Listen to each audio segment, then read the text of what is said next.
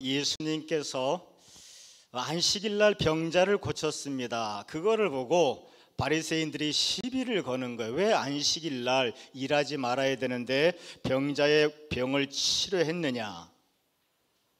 안식일 날 병 고치면 어떻고 평일 날 병 고치면 어때요? 이 사람은 고통스럽고 힘든데 하루라도 빨리 회복되면 좋지. 그런데 바리새인들은 그걸 가지고 트집을 잡고 예수님에게 시비를 거는 겁니다. 이 바리새인들의 마음속에는 시기심이 가득하고 두려움이 가득하고요, 무엇보다 이 바리새인들은 예수님에 대해서 굉장히 불편해요. 왜냐하면 예수님께서 하나님의 나라를 선포하잖아요. 믿음이 뭔지를 정확하게 선포하잖아요. 그것을 듣는 바리새인들은 마음이 불편한 거예요. 자기들의 형식적인 신앙이 드러나니까. 예수님께서 진리를 말씀하실 때마다 자기들의 모습이 드러나니까, 자기들의 죄악이 드러나니까 그게 불편한 거예요. 그래서 예수님에 대해서 두려운 마음을 가지고, 시기하는 마음을 가지고, 미운 마음을 가지고 급기야는 어떤 얘기까지 하는가 하면, 예수님께서 귀신을 쫓아내는 능력이 어디서 나오는가 하면 바알세불에게서 나온다. 바알세불은 악한 영들의 우두머리라는 얘기거든요. 그러니까 예수님께서 귀신을 쫓아내는 능력이 하나님으로부터 나온 선한 능력이 아니고, 그러니까 귀신의 힘을 빌어서 귀신을 내어 쫓는다, 이렇게까지 프레임을 씌우고 말도 안 되는 소리를 하는 거예요. 왜? 자기들이 악하다는 사실을 감추기 위해서 오히려 예수님이 악하다, 이렇게. 그저 그때 사람이나 지금 사람이나 하는 짓이 똑같아. 바리새인들이 이렇게 막말을 하고 되지도 않는 말, 어거지 말을 하는 이 말에 대해서 예수님의 대답은 뭐냐? 33절에 나와 있습니다. 나무도 좋고 열매도 좋다 하든지, 나무도 좋지 않고 열매도 좋지 않다 하든지 하라. 그 열매로 나무를 아느니라. 이 말씀의 뜻은, 너희들의 말본세를 보니까, 말하는 것을 보니까 너희들의 마음이 병들었구나. 너희들이 그렇게 시덥지 않은 말을 하고, 불평의 말을 하고, 거짓말을 하고, 부정적인 말을 하고, 두려움의 말을 하는 걸 보니까 너희들의 마음이 병들었구나. 열매를 보면 나무를 알 수 있다. 너희들의 말을 들어보면 너희들의 마음이 하나님 앞에 충만한 마음인지 세상에서 썩은 마음인지. 제일 나쁜 게 이 거짓말하는, 제가 생각하기에는 살인보다도 폭력보다도 더 나쁜 것이 이 사기꾼들이에요. 거짓의 압이지 않습니까? 거짓말은 사람을 죽입니다. 그러니 우리의 언어 가운데 거짓이 없기를 축원하겠습니다. 고의적인 거짓말도 있고요, 은폐형 거짓말도 있죠. 적당히 이것저것 빼고 얘기하는 경우, 축소시키고 과장시켜서 사실이 사실대로 그 얘기를 들었을 때 제대로 결정을 할 수 없도록 이것저것 빼고 말하고 보태서 말하는 그런 거짓말도 있고, 상대방이 오해를 사도록 살짝 돌려서 얘기하는 그런 거짓말도 있고, 다양한 거짓말들이 있는데 어쨌든 이 거짓말은 사단에게 속한 것이고, 내 입에서 거짓말이 떠나지 않는다면은, 거짓말이 있다면은 내 속이 썩어 문드러졌다는 거예요. 내 입술에 거짓말을 회개하고 우리의 속마음이 건강해지시기를 축원하겠습니다. 불평하는 말도 마찬가지예요. 자기 자신에 대해서 불평하고, 상대방에 대해서 불평하고, 세상에 대해서, 하나님에 대해서 불평하는 이 불평의 언어도 결국 마지막 우리의 마음속이 병들었다는 얘기입니다.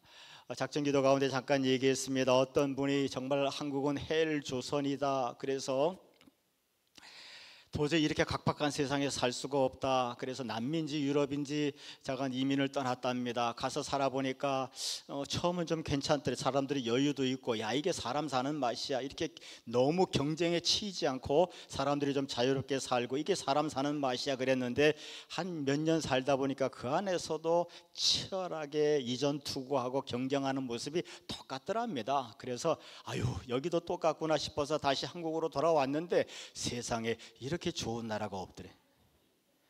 이렇게 아름답고 이렇게 좋은 나라가 없더라 합니다. 그리고 또 이제 몇 달 지나니까 입에서 불평이 또 터져 나오기 시작하는 거예요. 그런 자기의 모습을 어느 순간 한번 돌아봤답니다. 그러면서 깨달은 게, 이 환경이 바뀐다고 해서 달라지는 건 없구나.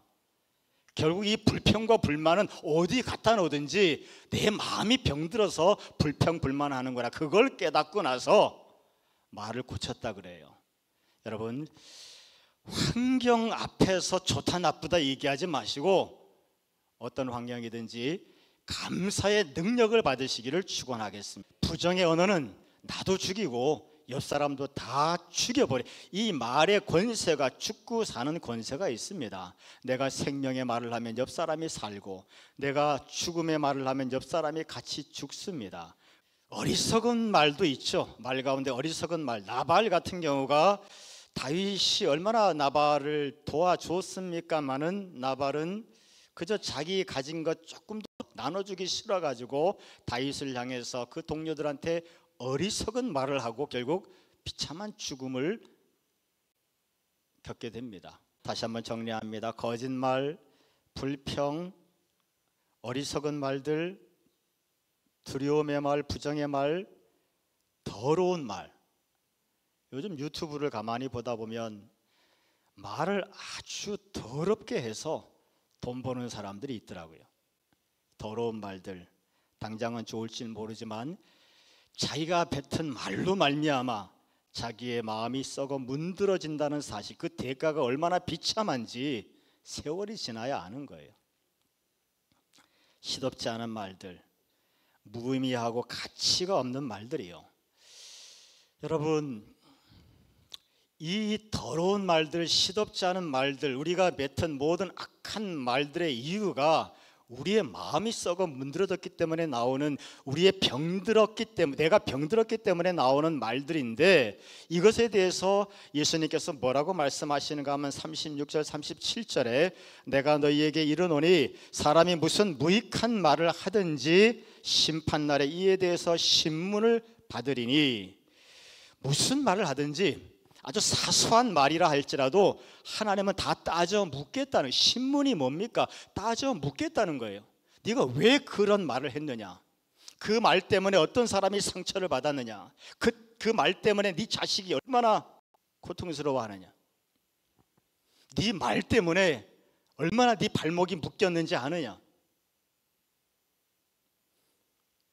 하나님께서 심판하실 때 우리가 한 사소한 말까지라도 다 신문을 하신답니다. 왜 그 말을 했느냐? 그게 옳은 말이니? 그게 틀린 말이니? 오해를 불러일으키는 기만적인 말이었니? 사실을 왜곡한 말이었니? 더러운 말이었니? 하나님께서 그 말을 다 따져서 신문하시겠답니다. 그리고 하시는 말씀이 내 말로 의롭다함을 받고 내 말로 정죄함을 받으리라. 하나님이 심판하시는 근거가 뭐냐? 내 말로 심판하겠다는 거예요. 네 말이 건강하면 내가 너를 축복할 것이고, 네 말이 건강하지 못했으면 내가 너를 심판하겠다. 내 말로 의롭다함을 받고 내 말로 심판을 받으리라. 우리의 언어에 파수꾼을 세워달라고 기도하십시다. 여러분, 믿음이라고 하는 것은, 예수님을 안다는 것은 예수님의 성품이 따라와야 되는 거예요. 행동이, 실천이 따라와야 되는 겁니다. 그렇다면 신앙의 유산을 물려줬다고 하는 것은 좋은 믿음의 언어를 물려줬다는 거예요. 우리의 자녀들에게 좋은 믿음의 언어를 물려주는, 지금부터라도 좋은 믿음의 언어를 물려주는 저와 여러분들 되시기를 축원하고, 우리 자녀들도 지금부터라도 좋은 언어 습관을 키우는 저와 여러분 되시기를 축원합니다. 흉한 말하고 맨날 남 뒷담화하고 이런 사람들 그냥 얘기하고 그냥 어울리기는 좋지만 돌아서서 그 사람 여러분 나도 신뢰 안 해요. 가치가 없습니다. 근데 우리가 억지로 좋은 말 하겠다고 해도 내 마음이 병들었으면 그게 안 됩니다. 그게 고통스러운 거예요. 우리가 예수 믿고 기도해야 될 점은 뭡니까? 하나님, 나를 치유하여 주옵소서. 나를 회복하여 주옵소서. 성령의 역사가 뭡니까? 굳은 마음을 제하고 부드러운 마음을 주신다 그러잖아요. 굳은 마음이 뭡니까? 병든 마음이고 썩어 문드러진 마음이라고요. 성령의 역사는 그것을 부드럽게 한답니다. 생명이 넘치게 한답니다. 우리 성령의 역사는 우리의 마음을 치유하는 역사예요. 우리의 마음이 치유돼 정말 신앙생활을 제대로 해서 말씀을 제대로 묵상하고 찬양을 제대로 드리고 기도를 제대로 하고 예배를 제대로 해서 신앙생활을 제대로 해서 성령께서 역사하시면 내 모든 굳은 마음들, 기억 때문에, 상처 때문에 증오하는, 분노하는 그 모든 마음들이 다 녹아 없어지고 부드러운 마음을 선물로 주시겠답니다. 말하는 방법만 바꾼다고 바꿔지지 않습니다. 신앙생활을 통해서 치유되고 회복되시기를 축원하고 자연스럽게 긍정의 언어가 나오고 소망의 언어가 나오고 축복의 언어가 나오는 저와 여러분들 되시기를 축원하겠습니다. 지혜로운 여인의 특징이 잠언 31장 26절에 이런 말이 기록이 되어 있어요. 입을 열어서 은혜를 베풀며. 지혜로운 여인의 특징은 입을 열 때마다 은혜를 베풀어 줘요. 무슨 돈을 주는 것도 아니고 뭐 다른 것을 선물로 주는 것도 아닌데 이 지혜로운 여인은 입을 열면 은혜를 베풉니다. 그 여인이 말을 할 때마다 듣는 사람이 소망이 생기고 기가 살아나고 뭔가 회복이 되어지는 거예요. 말 한마디에. 그게 지혜로운 여인의 특징이라고 잠언서 31장 26절에 기록이 되어 있습니다. 내 마음에 하나님의 생명이 충만할 때, 내 마음이 부드러워졌을 때, 내 마음이 치유되었을 때 그 언어가 나오기 시작할 줄로 믿습니다. 이 기적의 주인공이 되시기를 축원하겠습니다. 괜히 기도해서 산 옮겨달라 그러지 말고요. 로또 붙잡고 취업이 싸우니 하지 말고요. 필요하시면 주시겠죠. 그런 데다가 힘 빼지 마시고 지혜로운 언어가 되게 하여 주옵소서. 그게 진짜 기도고 내가 내 입에서 그런 기도가 나오기 시작하면 하나님의 귀가 쫑긋 서요. 누가 그런 기도를 하지?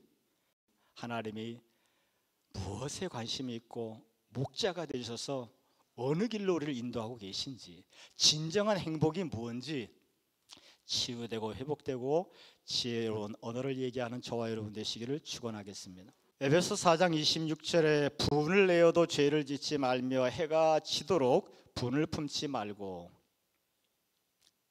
이 말씀이 기가 막힙니다.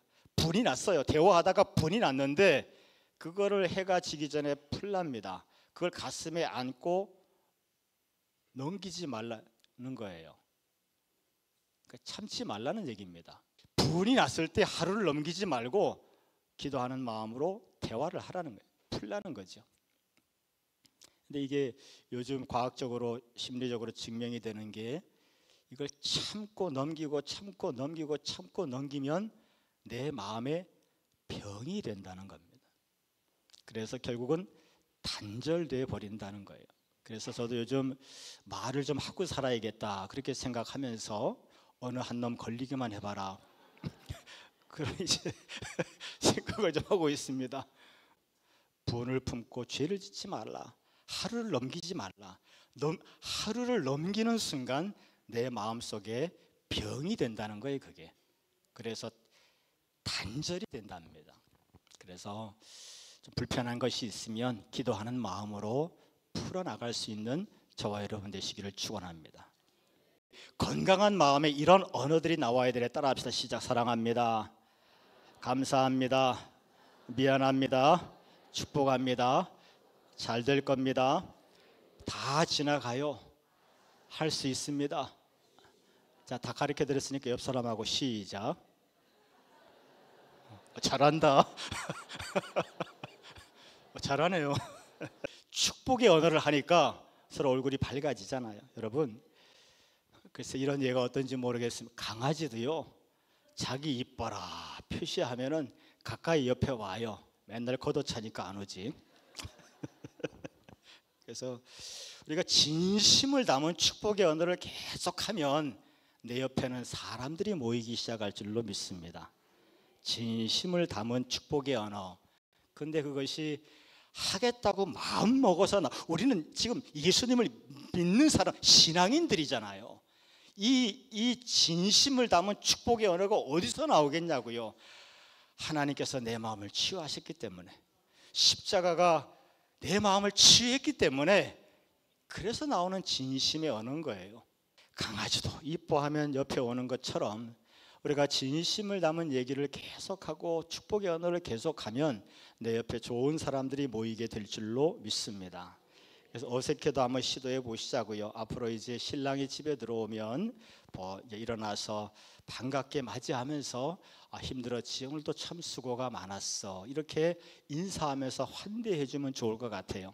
그러면 그 얘기를 듣는 신랑은 평생 처음 듣는 얘기라 굉장히 어색하고 또 두렵기도 하겠지만 그래도 그런 언어를 계속 쓰면 관계들이 열리기 시작할 줄로 믿습니다. 자녀들에게 믿음을 유산으로 남겨주기를 원하신다면, 믿음은 예수 그리스도를 아는 것이고 그분의 성품이 내 속에서 역사하는 거예요. 믿음의 언어들이 역사하고 건강한 언어들이 역사하는 것이, 그게 진정한 믿음의 유산입니다. 구체적인 믿음의 유산이에요. 우리가 그런 유산을 남겨주는 부모들이 되시기를 축원하고, 또한 그런 좋은 언어를 쓰는, 좋은 언어의 습관을 익히는 우리의 자녀들이 되시기를 주님의 이름으로 축원하겠습니다.